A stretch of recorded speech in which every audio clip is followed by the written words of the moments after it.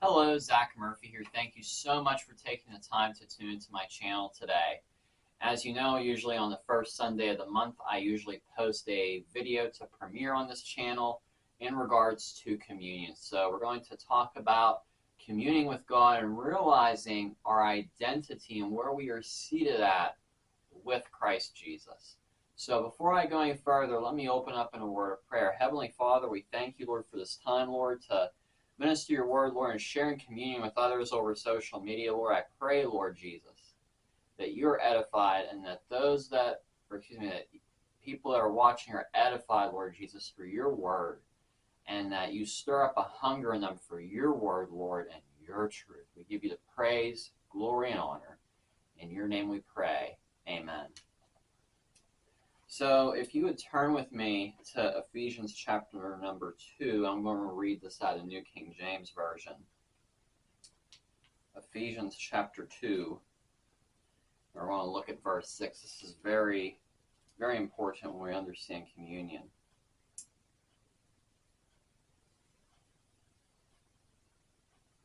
We're actually going to read chapter 2, verses 1 through whatever I decide to. Just for sake of context. Starting verse 1 of Ephesians 2. And you he made alive, talking to believers, you he made alive, who were dead in trespasses and sins, in which you once walked according to the course of this world, according to the prince of the power of the air, the spirit who now works in the sons of disobedience. So realize here it's talking about that through the work Jesus did 2,000 years ago, through the redemptive work that Christ accomplished here on this realm of this earth, that we have redemption. He made us clean from our trespasses. And that, we were once, before we got saved, we were sons and daughters of disobedience, and now we are children of God. Verse 3, among whom also we all once conducted ourselves in the lust of our flesh, fulfilling the desires of the flesh and of the mind, and were by nature children of wrath, just as others. So before you came to Christ, you were under this nature of wrath. You actually were, the wrath of God was due to you before you got saved. You deserved nothing less but the wrath of God before you became a Christian.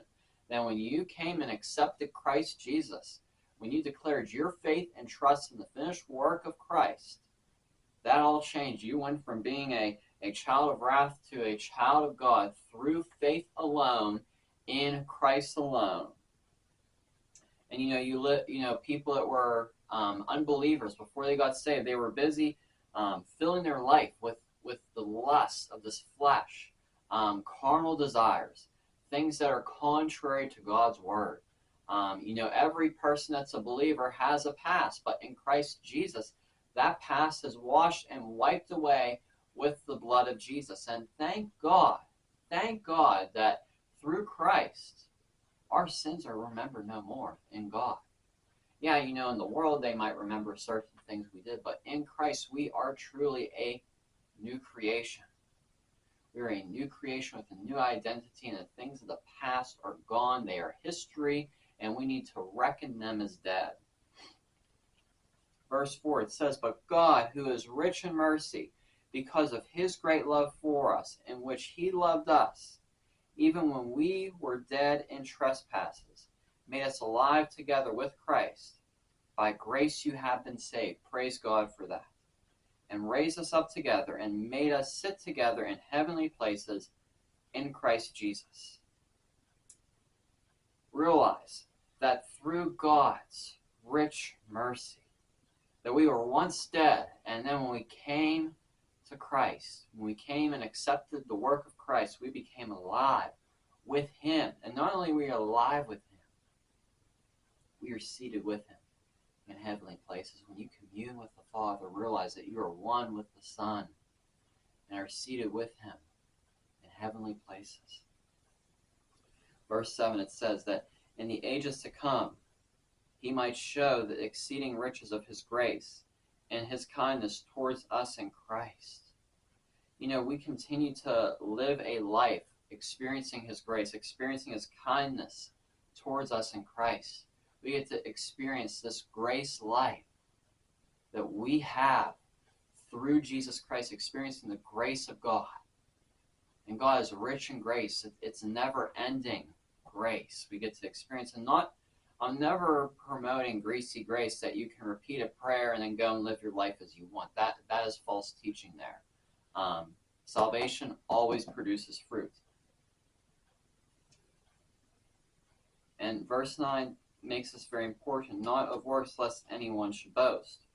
And we have to realize that salvation is not based on our own works. It's based on the work of Christ. And genuine salvation always has fruits. Our fruits don't save us. Our fruits are a result of our salvation. Verse 10, for we are his workmanship, created in Christ Jesus for good works, which God prepared beforehand that we should walk in them. And again, good works are to follow salvation. Good works are to follow salvation. Genuine salvation always produces good works, and we have to understand that as believers.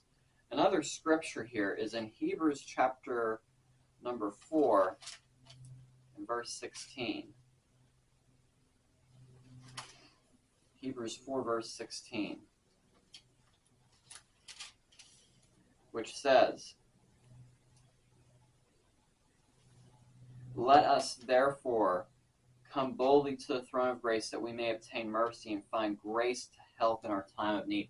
We need to be people that experience the richness of God's grace and mercy, and we also need to be people that are so acquainted with him that we are frequent people in the throne room of grace. You can't experience the richness of his grace by, just repeating a prayer and then just coasting along your Christian life by going to church once or twice a week. No, you need to be in fellowship with him through his word, through prayer, through worship, through all of these wonderful things. And we get to experience going before him boldly to the throne room of grace, experiencing the Father's embrace. That's what true communion is about experiencing his embrace, experiencing his grace and his richness and mercy. We have to be people that can say that we have tasted and seen that the Lord is good, and that we go and tell others of his goodness towards us.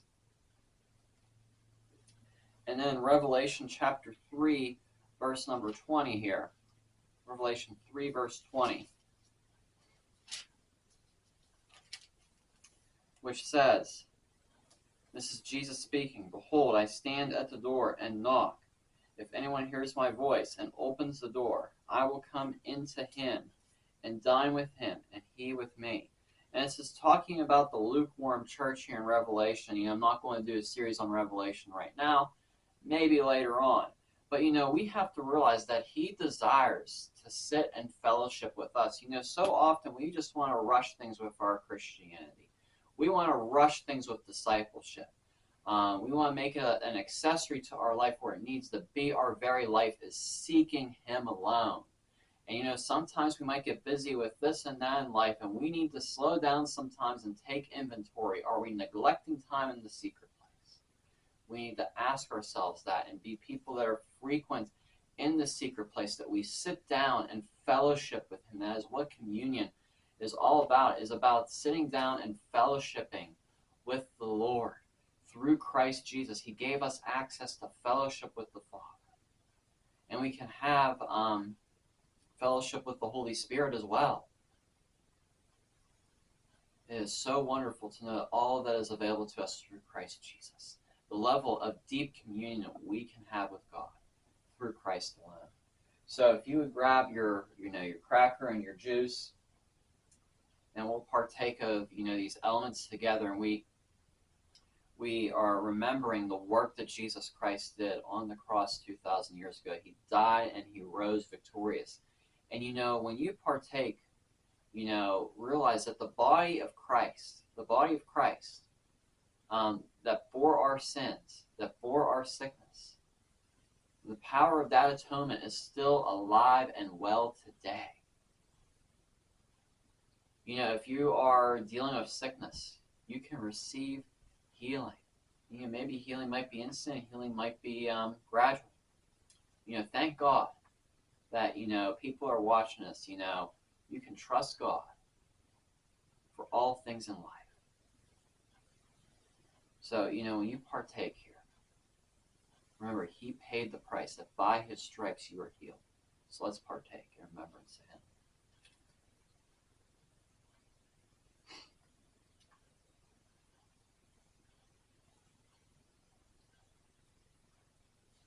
In the cup, the wrath of God that was poured out, and that his blood was sacrificed 2,000 years ago. It's by his blood, the blood of the spotless Lamb of God, that paid the penalty of God's wrath on our behalf. This blood is still alive and well today and working today in all of our lives. Remember the power of the blood. There is power, wonder-working power in the blood of the Lamb that was slain before the foundation of the world. Let's partake.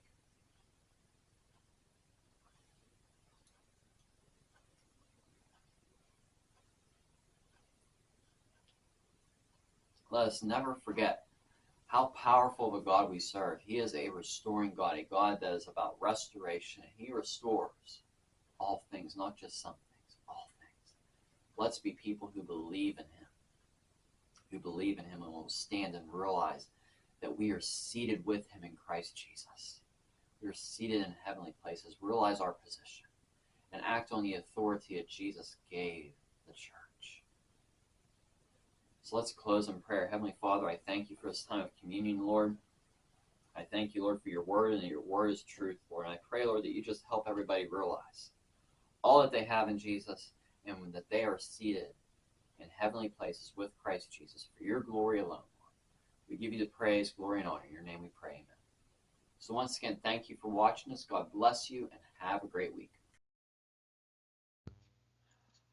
Okay, and if you would like to learn more about me and check out my other teachings as well as blog posts, you can go to my website, steadfast-ztm.com. I post on there regularly, and you can also subscribe to a newsletter. There is a page there to look at missionaries I would encourage you to donate to as well as other links to other teachers of the Word of God that I personally follow myself, and I encourage you to follow as well. And there's some other resources on there for Christian living and studying the Word of God. Additionally, I have a devotional available on the fruits of the Spirit. The print version is currently $7 and the ebook version is $2. I highly encourage you to check that out. It is a very fundamental teaching, and it's very easily laid out for you to understand and apply to your life. Also, I would like to encourage you to pray for CMI Global. I'm a part of that ministry fellowship there. I'm credentialed through them, and CMI Global is a ministry fellowship that helps equip and establish and strengthen the local church. So please join me in praying for leadership as well as provision and blessing for all the other ministers and churches within CMI Global. And the website cmiglobal.info is available for more information, or if you would like to donate to them. I'd also like to talk to you about the School of Discipleship through endurehardship.org/SOD, which is where you can check it out. I attended this program, and I'll be a graduate of this two-year program as of May, at the end of May 2023. If you are looking for sound Christian teaching and discipleship, I highly encourage you to check this program. You can do it from anywhere. They do weekly Zoom meetings for you if you enroll, and the teachings are awesome. They will help strengthen your walk with the Lord and help you build a lifestyle of discipleship, which is very important. This is for anybody, whether or not you want to be in ministry or not. I believe this is crucial for any Christian. There is just so much given in this school here. It has touched my life, and I know it has touched others, and it's led by Dr. J.P. Price. You can find out more about this school here. I'd highly encourage you to check it out. It's very affordable, very reasonable.